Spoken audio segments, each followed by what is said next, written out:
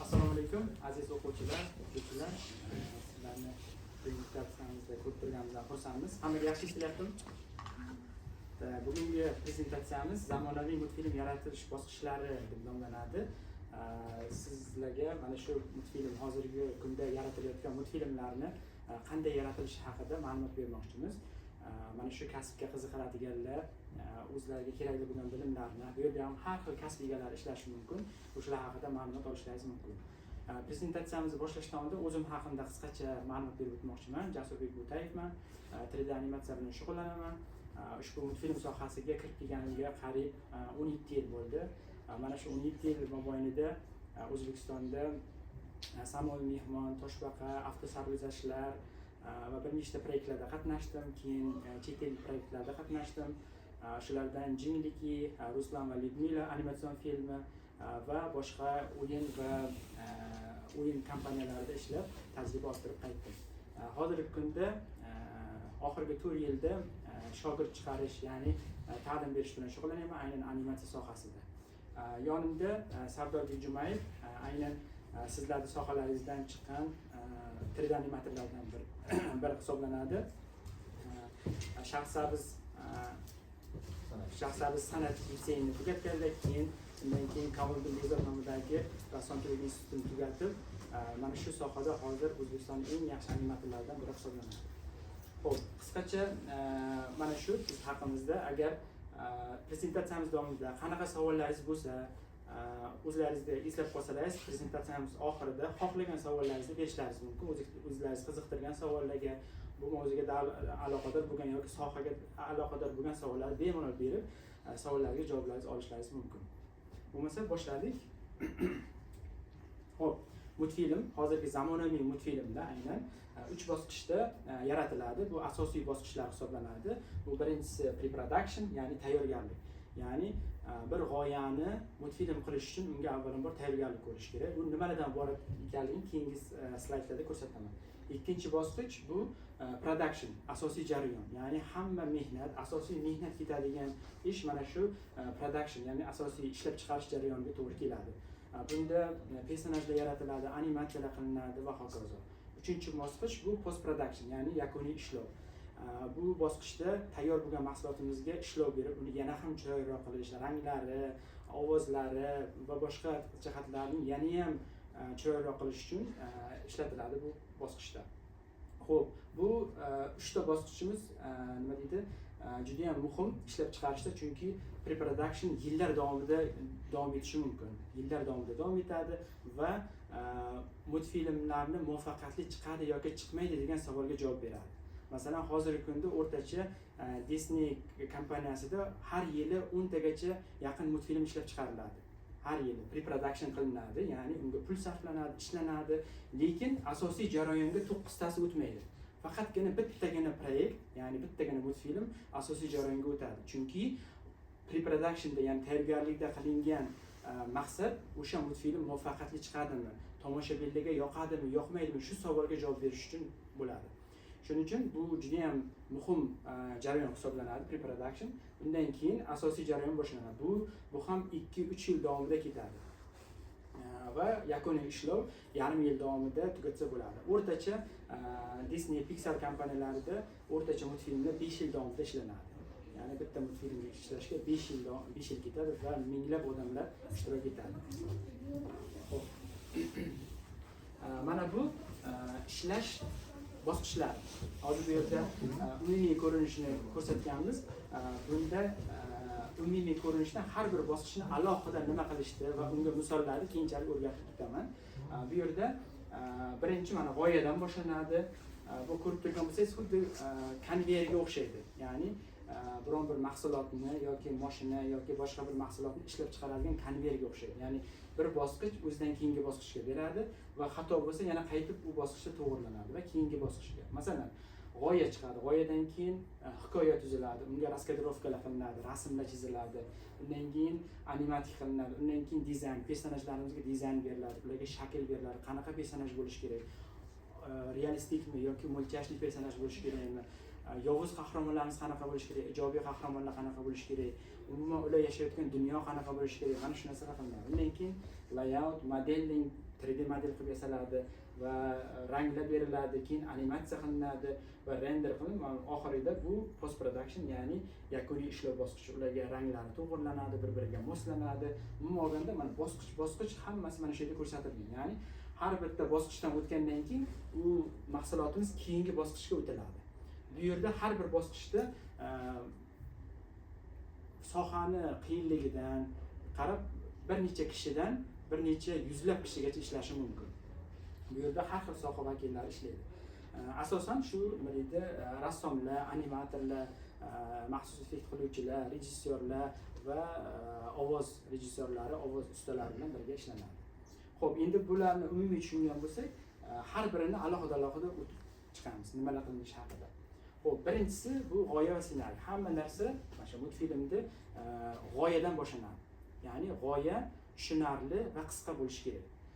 Odatdan shunaqa talab qo'yiladi, g'oyani, multfilm g'oyasini 6 yoki 5 yoshli bolaga tushuntirib bera olish darajada bo'lishi kerak. Ya'ni 6 yoshli bola tushunadigan darajada bo'lishi kerak g'oya. Uzun bo'lmasa kerak, bitta gap bilan ifoda qilish kerak. Masalan, kambag'al yigitning kosmosga chiqishi bo'ldi. Mana shu uning g'oyasi. Yoki umuman boshqa g'oya qilinishi ham mumkin. Bu g'oya yangi dunyoga yangi qarash bo'lishi mumkin yoki yangi bir muammoga yechim bo'lishi mumkin. По сути, вот реализация идеи, как раз, например, в студии Pixar идет по формату «что если». Например, что если игрушки имеют свое сознание, что если монстр в шкафу – это реальность. Как раз, например, как масса монстров на этом основано, что игрушек. Они говорят основные концепты, и от них отталкиваются.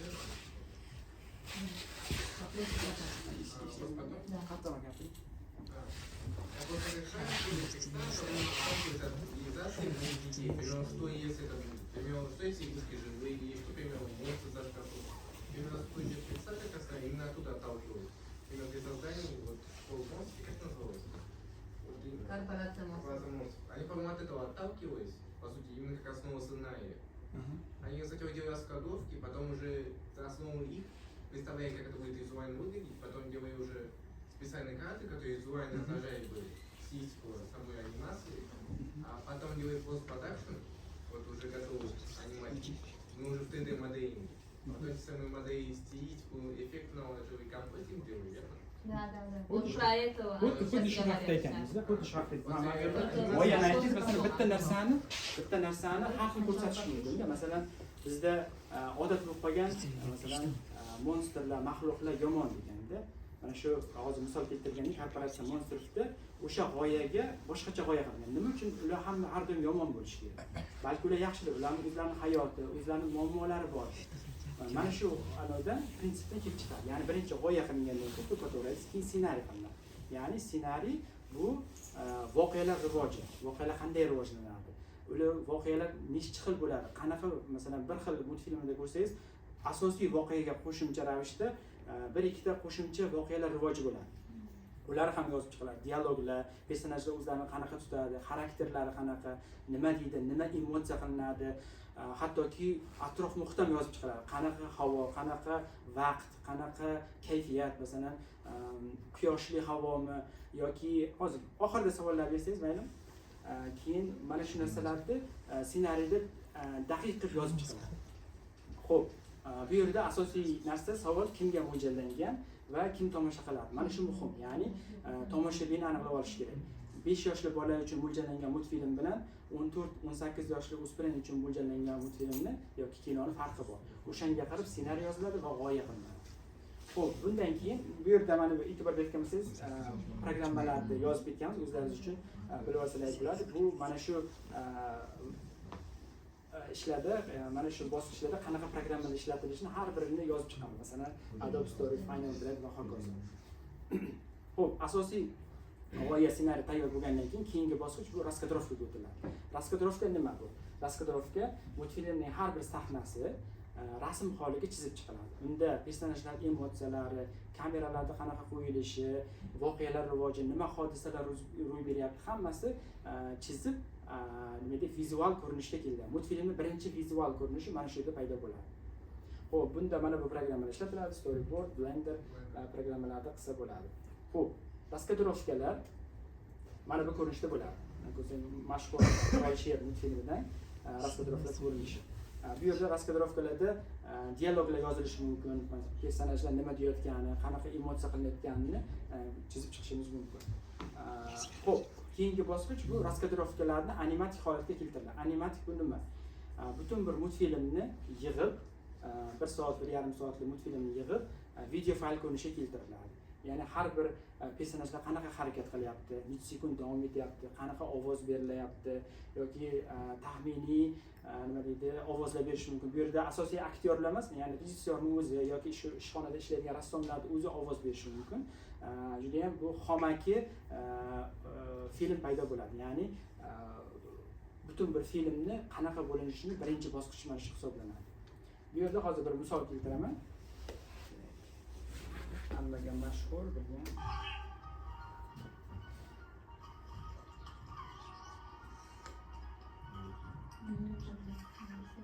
ko'rayotgan bo'lsangiz, mana bu animatik, ya'ni raskadrovka rassom chizgan animatik. Bu yerda oxirgi rezultat, oxirgi natija qanaqa bo'lgan. Ko'rayotgan bo'lsangiz, hamma emotsiyalar, hamma kameralar chizib chiqilgan boshida animatikda.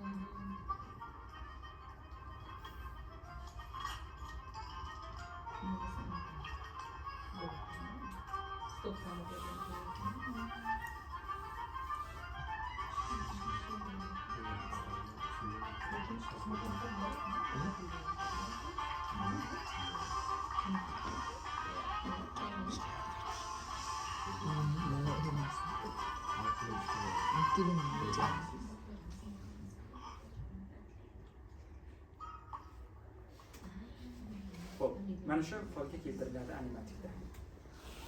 Keyingi bosqichimiz bu ovoz yozish. Multfilmdagi boshqa sohalar, masalan kinodan boshqacha farqi, ovozlar birinchi yoziladi. Ya'ni raskadrovka qilingandan keyin, animatik qilingandan keyin aktyorlar ovoz berishadi. Butun emotsiyaga kiritib, nima deydi, ssenariy asosida ovoz berishadi. Анимация это специальный тинтинг делают, яно? Bu yerda faqat ovoz beriladi. Men hozir misol keltiraman, tushunib olasiz. Hozir tushuntiraman uni ham. Mana bu yerda ovozni ko'ramiz, qanaqa beriladi.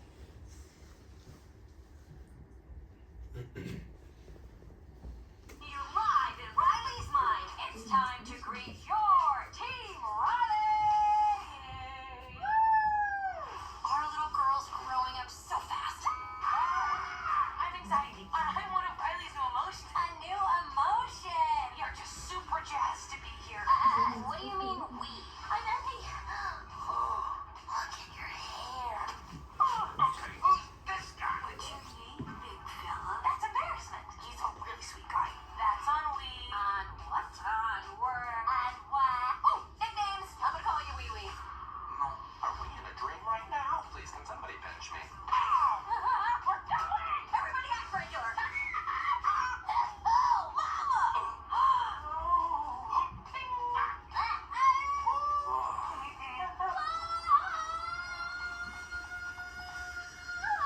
I think that's overstating things a bit.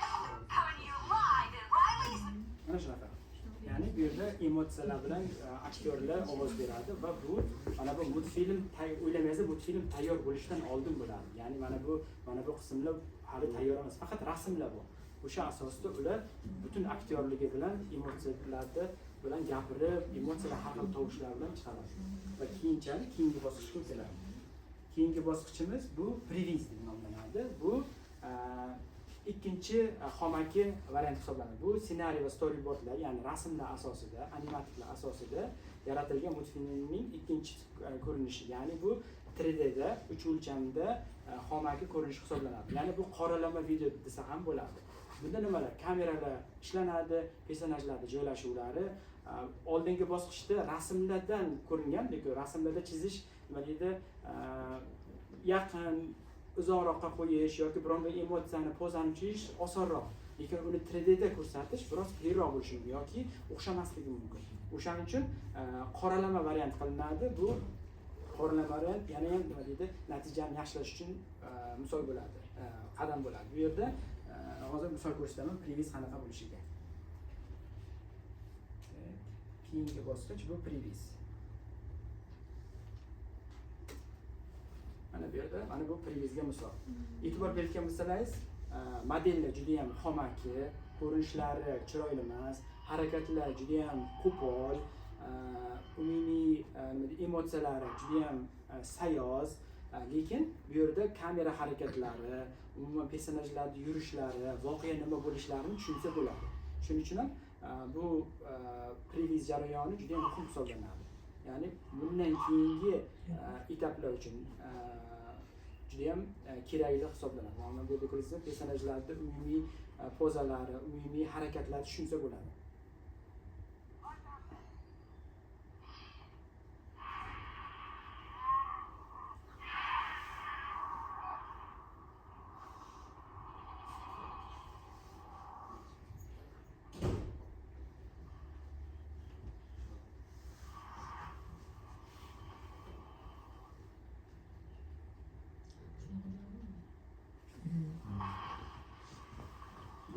Finalli natija hisoblanmaydi, ya'ni qo'pol animatsiyalar ko'rganlaringizdek umumiy kayfiyatni bilish uchun, ko'rinishni bilish uchun. Multfilm ham xuddi shu uslubda boshidan oxirigacha previz shakliga keltiriladi, ovozlari bilan.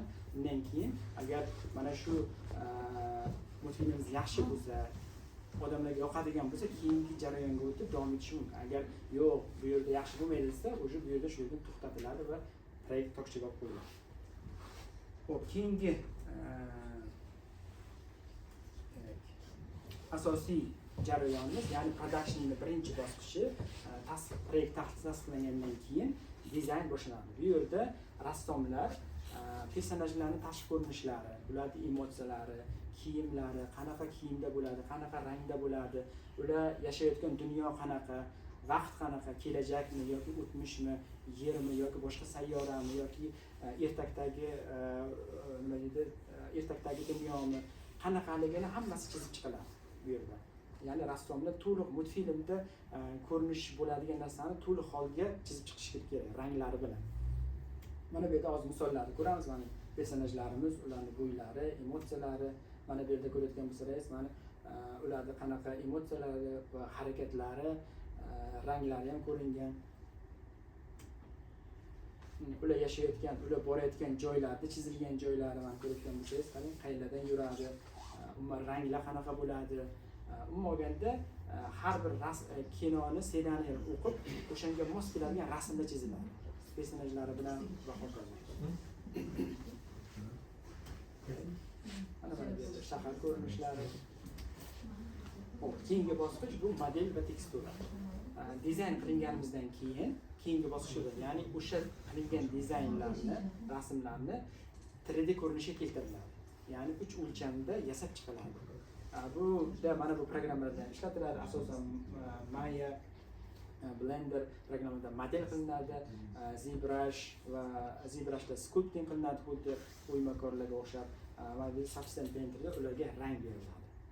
Ko'rgan bo'lsangiz, mana bu yerda uni dizayn, mana bu 3D ko'rinishdagi qismi. Mana bu yerda mana dizayn, uni mana 3D ko'rinishda model, rangsiz va bu yerda rangli holatlar. Mana bu yerda atrof muhit. Model qilib, cho'lchanda model qilingan, rangsiz. Bu yerda xuddi shu sahnani ranglar bilan berilgan holat. Bu ham xuddi shunday. Mana bu dizayn, rassom chizgan dizayn, bu yerda uni 3D ko'rinishi. Endi misol ko'ramiz model va ranglashga. Bu yerda dizayn va uni modeli.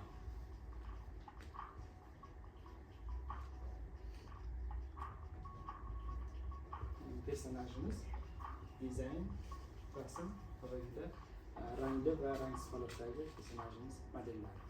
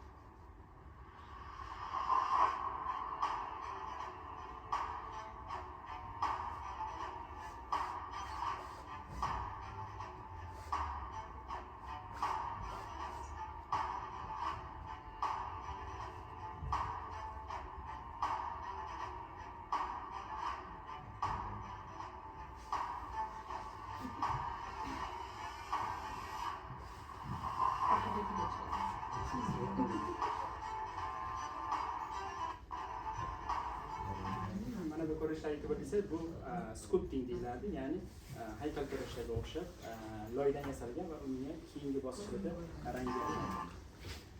Xo'p, keyingisiga o'tamiz. Bu keyingi bosqichimiz rig, ya'ni tayyor bo'lgan modellarimizga suyak va muskullar qo'yib harakatlantirish uchun tayyorlashimiz kerak. Ya'ni personajlarda emotsiya berishimiz uchun, ularni harakatlantirish uchun ularga suyaklar qo'yishimiz kerak. Bu bosqichda shu narsalar qilinadi. Hozir misolda ko'ramiz.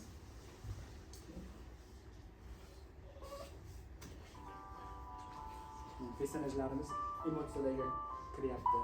Yuzlariga muskullar qo'yiladi, har xil kontrollerlar qo'yiladi.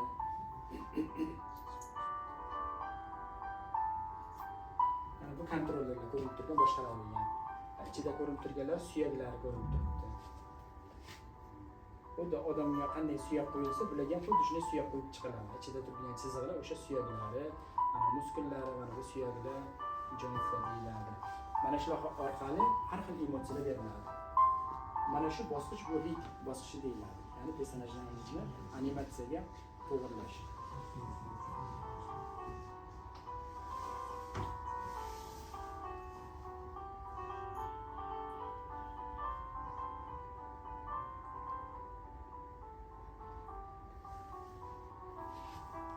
Yana bir misol ko'ramiz.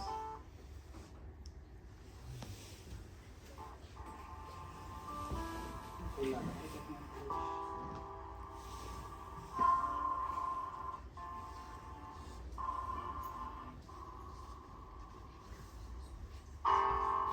qayrilganda muskullari chiqishlarini qilishadi.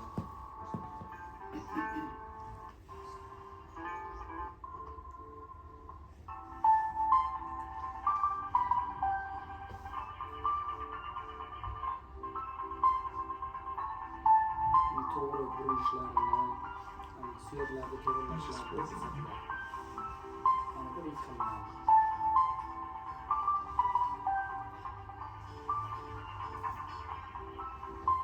Bu yerda mana qanaqa emotsiyalar berilishi. Har bir belgilangan vaqtda o'sha joyda kontrollerlar bilan o'tkaziladi.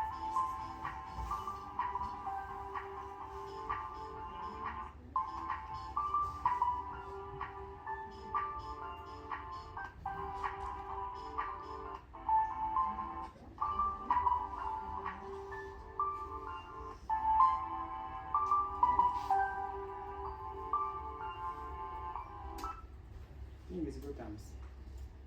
Xo'p, va animatsiya bosqichi boshlanadi. Bu eng ko'p mehnat talab qiladigan bosqich hisoblanadi. Juda ham ko'p ishchilar ishlaydi. 100 dan 200 gacha animatorlar ishtirok etishi mumkin. Bu personajlarga jon berish, ya'ni ularni harakatlantirish, emotsiya berish va hokazo jarayonlar bo'ladi. Bunga hozir misol beramiz. So we thought it might be fun to break down what made this movie so special and how the animators made har bir personaj uchun mos xarakter beriladi. Buning uchun mana bunaqa haqiqiy referenslar, ya'ni videolardan ko'rib ular o'rganiladi. Ular qanday harakat qiladi va ularga qanaqa emotsiyalar berishimiz kerak bo'ladi. Mana bunaqa referenslardan foydalaniladi.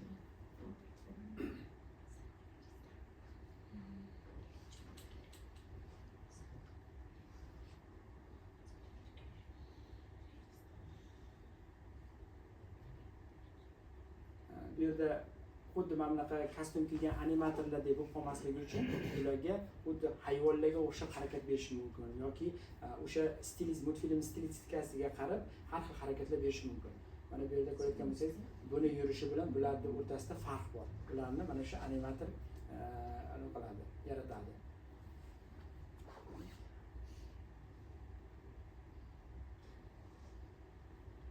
The big challenge to make Clawhauser have anthropomorphic characteristics while still feeling like a quadruped animal.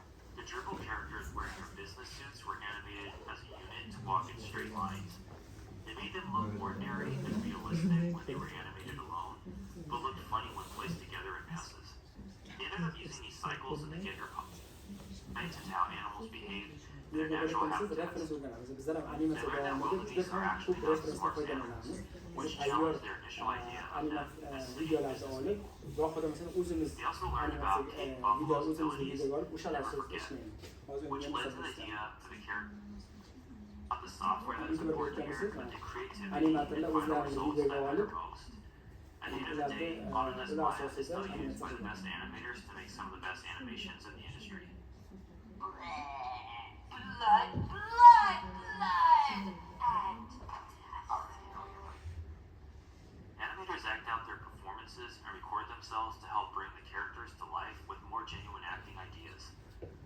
The recordings capture small nuances and subtle acting choices that enhance the movements, giving them a more natural human-like form. The video reference also pushes the entertainment factor, and they can use the video reference to strengthen their body mechanics and help them convey weight in the performance.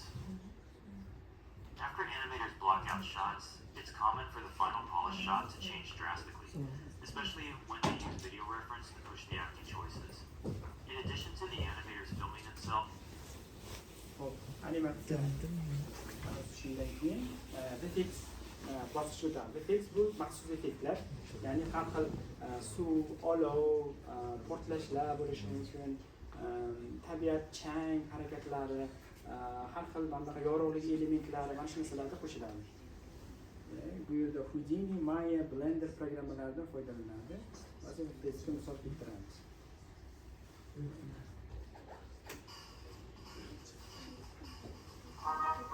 Maxsus effektlar, mana bu yerda suv effektini ko'rishingiz mumkin.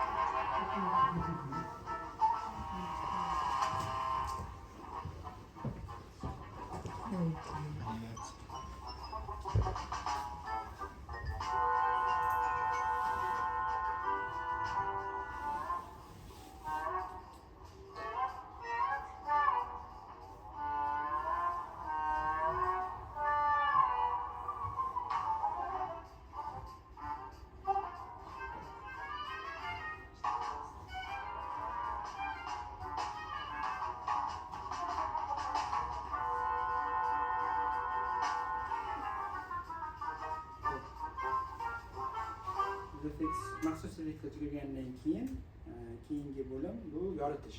Yoritish bu nima? Soya yorug'liklarni berish uchun bu yerda svetlar qo'yiladi, quyosh va shunga o'xshash yorug'lik manbalari qo'yilib, har bir sahnaga mos ravishda yoritiladi. Bu yerda masalan bliklar, attractionlar tushishi hisobga olinadi. Personajda rejissyor xohlagan emotsiyani chiqarish uchun qanaqa hissiyotda bo'lish kerak, o'shalarni yana ham kuchaytirib beradigan atmosfera hosil qilish uchun yoritish bo'limi bo'ladi. Ya'ni bu yerda asosan finalni bosqichga yaqinlashadi. Mana bu yerda masalan qarayotgan bo'lsangiz, yoritish default, ya'ni oddiy holatda, bu yerda aynan kadrga mos yoritish qilingan. Yorug'lik tomonidan tushib turibdi, kunduzi oynadan tushib turibdi, bu ikkalasini emotsiyasiga, hissiyotiga mos ravishda yoritilgan. Yoki mana bu yerdan ko'rsangiz bo'ladi, mana bu yerda oddiy yoritish qo'yilgan, personajlar bu qora bo'lib qolgan, yuzlariga soyalari boshqa chiqqan bu yerda va finali shaklda yoritish mumkin. Keyingisi render bu mana shu tayyor bo'lgan ma'lumotlarni 2D ko'rinishga, rasm holiga keltirish kerak. Ya'ni kinoteatrda ko'rsa bo'ladigan holatga keltiriladi. Mana bu yerda noizelar bor, har xil ular yo'qotilgan. Mana bu yerda model va oxirgi rezultat. Va undan keyingisi kuy va tovushlar qo'yiladi.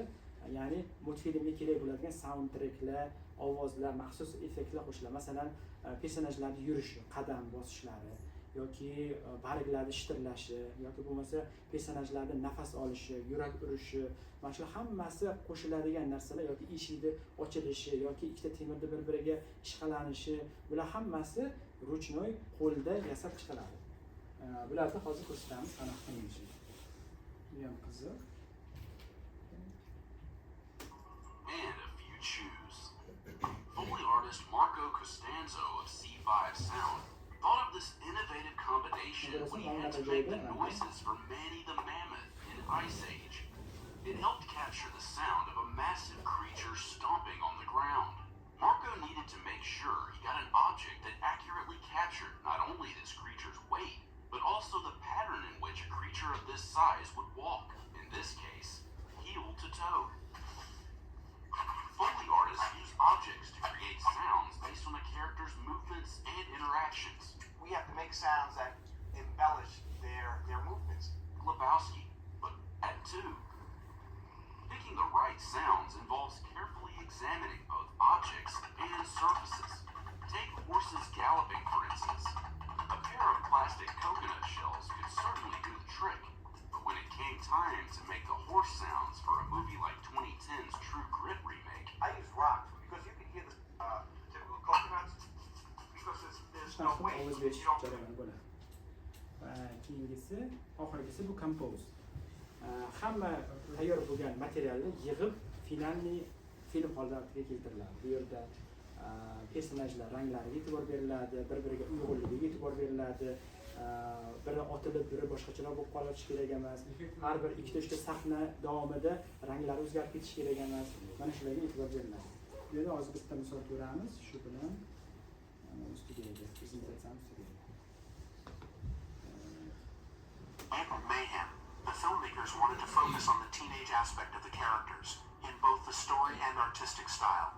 Micros Animation was the main animation studio for the film, and VFX supervisor Matthew Roxel began working with director Jeff Rowe on creating a unique style. From the beginning, Jeff had really great ambitions for the visuals of the movie, says Matthew. One of the first references we had was a sheet of drawings made by actual teenagers. It was cool, not super artistic master drawings. And that was the spirit they wanted to have. In addition to those drawings, Roxel says they had more sophisticated references as well, like the approach to light and color in Alex Webb's photography of New York City. For me, it was a mix of those two things that really make this movie unique.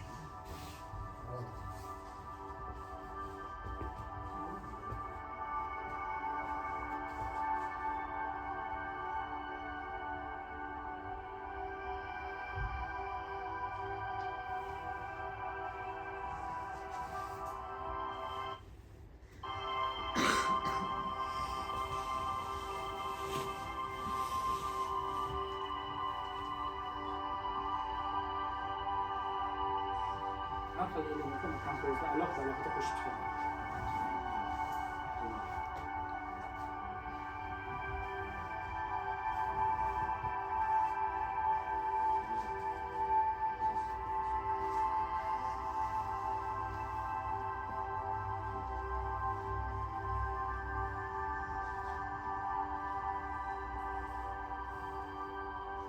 Although 2D elements play a large part in the artistic style of the film, CG was still crucial to the animation. I've been working in CG movies for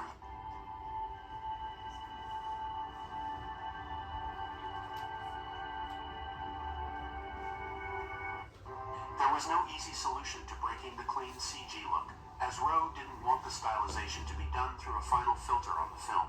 From the very beginning, there are a few things you try to do, says Roxel. First, you create asymmetry in the models. The eyes don't have the same size. The shoulders are not the same. The cheeks are different. In addition to the asymmetry, they created the models with a clay-like texture. Mana shular bu yerda bizlar haqimizda ma'lumotlarni bilishlaringiz mumkin. E'tiborlaringiz uchun rahmat. Savollar bo'lsa bemalol berishlaringiz mumkin.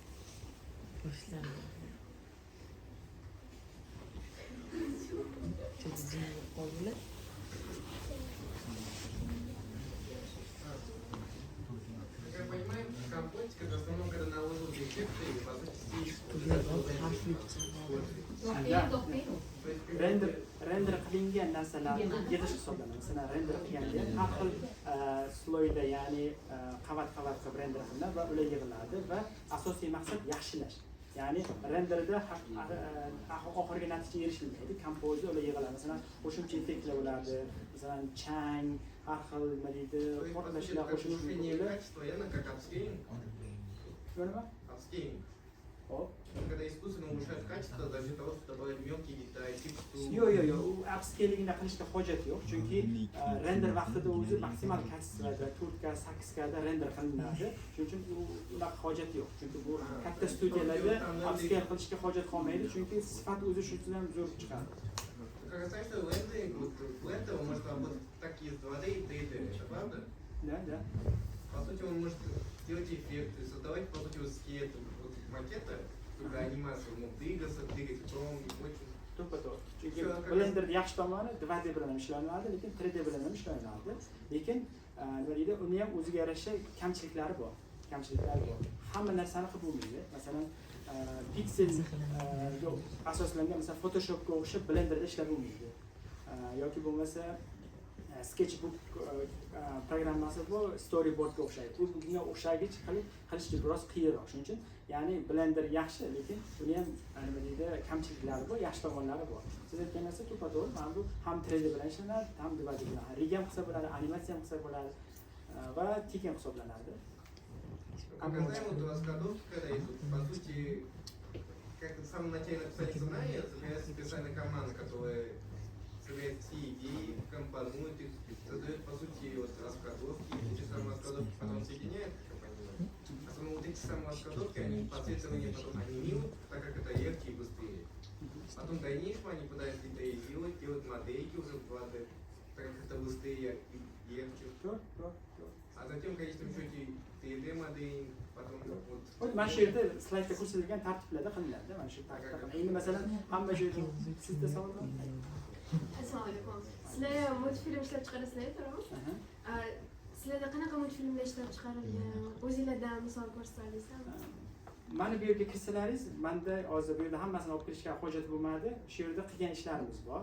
Hozir og'zaki aytishim mumkin. Masalan, 2008-yilda biz birinchi 3D multfilm ishlaganmiz. Samoviy mehmon degan toshbaqa degan. Keyin 2018-yilda Avtosarguzashtlar Matiz haqida serial chiqqan. O'shanda rejissyor bo'lib ishlaganman. Masalan, hozirgi kunda shogirdlarim Sehrlandiyada ishtirok etishdi. Yoki bo'lmasa Big Valolada ishlashadi, o'zimizda O'zbekistonda bo'lgan. Chet eldagi Ruslan va Lyudmila Ukraina filmi. O'shanda qatnashgan animatsion film Ruslan va Lyudmila deb nomlanadi. Yoki bo'lmasa Rossiyada Jingliki degan multserial bo'lardi. Disney kanalidan beriladi. O'sha Disney kanalida Jinglikida multserialda qatnashganman. O'zimizda nechta shunaqa kompaniyalar bor, multfilm yaratuvchi? O'zimizda 10 tadan kam. Men biladiganlarim Astra Animation, Deep Animation. Astra Animationda men bu hozirgi kunda yaqinda qilishdi. O'tgan yili bobolarim bolaligi degan multproyektni qilishdi. Deep Animationda bu Pomidor bilgan bo'lsangiz, Pomidor serialini qilishadi. Undan tashqari boshqa seriallari ham bor. Unitedsoftda animatsiya qilishadi. Bu yerda Big va Lola, keyin Dono va Momo proyektlari bor, o'shalarni qilishadi. Lola Animationda yaqinda o'tgan dekabrda Sehrlandiya parlamentlar multfilm qilishdi. Undan tashqari yana bir ikkita kompaniyalar bor, masalan Silk Vision, oldin Futurist kompaniyasi bor, ular yana hozir bormi yo'qligini bilmayman. Asosan men bilganlarim shu 5-6 ta. Keyin yana bitta savol, kino qilish qiyinroqmi yoki bu qiyinroqmi animatsiya? Qanaqaligiga qarab. Masalan, sifatga bog'liq. Masalan, Полнометражный to'liq 3Dda qilingan multfilm qilish qimmatga tushadi. Masalan, syomka olingan kinolardan ko'ra. Ya'ni chunki syomkalarda qilish osonroq, tayyor muhitga chiqiladi, peyzajga chiqiladi, tayyor aktyorlar bor, animatsiya ular olinadi, syomka qilinadi va montaj qilinadi. Lekin 3Dda o'zi u hamma muhit noldan yaratilishi kerak. Ko'p vaqt ketadi. Masalan, kinolarda o'rtacha 6 oydan 1 yilgacha ishlashadi. Multfilmlarda o'rtacha 3 yildan 5 yilgacha ishlashadi. Shuning uchun qimmatroq chiqadi multfilm. Va qiyinroq. Rahmat. Yana kim savol?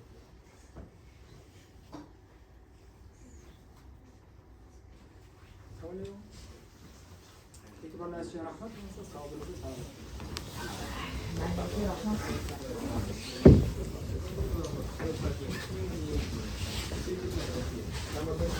Translate